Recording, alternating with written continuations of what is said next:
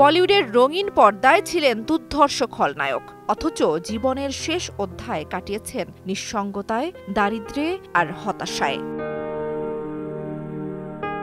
১৯৮২ সালে সনম তেরি কসম ছবির এক গানে ব্যাকগ্রাউন্ড ডান্সার হিসেবে বলিউডে পা রাখেন মহেশ আনন্দ। ২ বছর পর ১৯৮৪ সালে কারিশমা ছবির মাধ্যমে শুরু হয় তার অভিনয় জীবন। এরপর শাহেনশাহ ছবিতে অমিতাভ বচ্চনের সঙ্গে অভিনয় তাকে এনে দেয় পরিচিতি।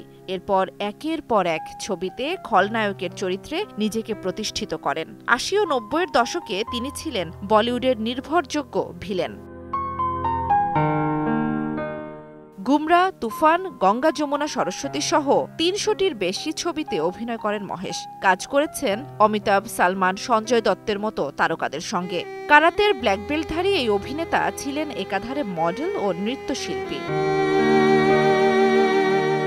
কিন্তু ব্যক্তিগত জীবনে ছিলেন ভীষণ অস্থির। ৫ বার বিয়ে, একাধিক সম্পর্ক, সবকিছুই শেষ পর্যন্ত গড়ায় বিচ্ছেদে। একসময় নিজেই লিখেছেন, ৩০০ ছবি করেছি, অথচ পানির বোতল কেনার টাকাও নেই। আর্থিক সংকট, হতাশা আর একাকিত্বের সঙ্গে লড়াই করে কাটে তার জীবনের শেষ ১৮ বছর। ২০১৯ সালে রঙিলা রাজা ছবিতে ছোট একটি চরিত্রে ফিরেছিলেন, কিন্তু ছবির মুক্তির ২২ দিনের মাথায় ৯ ফেব্রুয়ারি মুম্বাইয়ের বাড়িতে মৃত অবস্থায় পাওয়া যায় মহেশ আনন্দকে। পাশে ছিল মদের বোতল ও খাবারের প্লেট। পোস্টমর্টেম জানায় ৩ দিন আগেই মৃত্যু হয়েছিল তার। জান্নাতুল দোলনা, সময় সংবাদ।